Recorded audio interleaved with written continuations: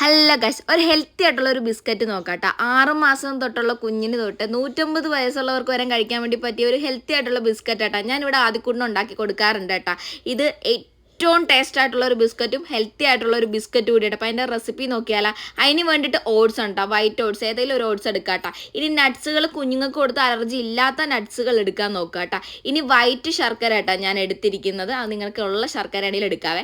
ഇനി 100 ഗ്രാമോളം ബട്ടർ ആട്ടോ, അതും റൂം ടെമ്പറേച്ചറിലേക്ക്. ഇനി 2 കപ്പോളം ഓട്സ് ആദ്യം നമുക്കൊന്ന് പൊടിച്ചെടുക്കാം കേട്ടോ. അപ്പം ഞാനത് മിക്സി ജാറിനകത്തേക്ക് 2 കപ്പോളം ചേർക്കുന്നുണ്ട്. പിന്നെ എടുത്ത് വെച്ചിരിക്കുന്ന നട്ട്സ് കൂടി ചേർത്തിട്ടാട്ടോ ഒന്ന് പൊടിച്ചെടുക്കുന്ന, ഫൈൻഡായിട്ട് പൊടിച്ചെടുത്ത് മാറ്റി വെക്കാവേ. ഇനി നമുക്ക് റൂം ടെമ്പറേച്ചറിൽ വെച്ചിരിക്കുന്ന ബട്ടർ തന്നെ കേട്ടോ, അത് തന്നെ റൂം ടെമ്പറേച്ചർ തന്നെ വേണം കേട്ടോ. ആ രീതിയിൽ മെൽറ്റായി നമുക്ക് കിട്ടണേ. ഇനി അത് നേരെ പാത്രത്തിൽ ഇട്ടതിന് ശേഷം ഒന്ന് ഉടച്ചു കൊടുക്കുന്നുണ്ട്. ഇനി അതിൻ്റെ അകത്തേക്ക് ഗ്രേറ്റ് ചെയ്ത് വെച്ചിരിക്കുന്ന ശർക്കര കൂടി ഞാൻ ചേർത്ത് കൊടുക്കുന്നുണ്ട് കേട്ടോ. നിങ്ങളുടെ മധുരത്തിനനുസരിച്ച് ചേർത്ത് കൊടുക്കുക കേട്ടോ. അപ്പോൾ അതുകൂടി ചേർത്തതിന് ശേഷം നമുക്ക് പൊടിച്ച് വെച്ചിരിക്കുന്ന ഓട്സ് പൊടി കൂടി അങ്ങോട്ട് ചേർത്തിട്ട് നല്ല രീതിക്ക് മിക്സ് ചെയ്തെടുക്കുക. ഏകദേശം നമ്മുടെ ചപ്പാത്തിക്കൊക്കെ കുഴയ്ക്കുന്ന ആ രീതിയിൽ നമുക്ക് കുഴച്ചെടുക്കുക കേട്ടോ. നല്ല ഈസി ആയിട്ട് പറ്റും കേട്ടോ. അത് നമുക്ക് ഒരു തവണ ഉണ്ടാക്കി കഴിഞ്ഞാൽ പിന്നെയും ഉണ്ടാക്കാൻ ഒരു ത്വരയായിരിക്കും. കാരണം എന്ന് വെച്ച് കഴിഞ്ഞാൽ ഈസി ആയിട്ടുള്ളൊരു മെത്തേഡും നല്ല ടേസ്റ്റ് ഉള്ളൊരു ബിസ്ക്കറ്റ് കൂടിയാട്ടോ. അപ്പോൾ അതെ അങ്ങനെ ആക്കി നമ്മൾ എടുത്തിട്ടുണ്ട്. ഇനി നമുക്ക് ഇഷ്ടമുള്ള ഷേപ്പിലാക്കി എടുക്കാവേ. കയ്യിൽ കുറച്ച് ബട്ടർ കൂടി തേച്ചതിന് ശേഷം നമുക്ക് ഇഷ്ടമുള്ള ഷേപ്പിലാക്കി എടുക്കാട്ടെ. ഇനി നിങ്ങളുടെ കയ്യിൽ അച്ഛൻ എന്തെങ്കിലുമൊക്കെ ഉണ്ടെങ്കിൽ അത് വെച്ചിട്ടാണെങ്കിൽ എടുത്താൽ മതി.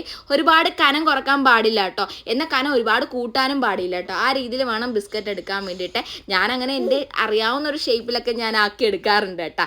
പിന്നെ കുഞ്ഞിന് കൊടുക്കാനുള്ള നമുക്കും കൂടി കഴിക്കാനുള്ളത് കൊണ്ടിട്ട് വലിയ ഷേപ്പൊന്നും കണ്ടില്ലെങ്കിലും ടേസ്റ്റ് ഉണ്ടായാൽ മതി കേട്ടോ. ഞാൻ കുറച്ച് നട്ട്സൊക്കെ ഇട്ടും വെറൈറ്റി ആയിട്ട് ഉണ്ടാക്കുന്നുണ്ട്.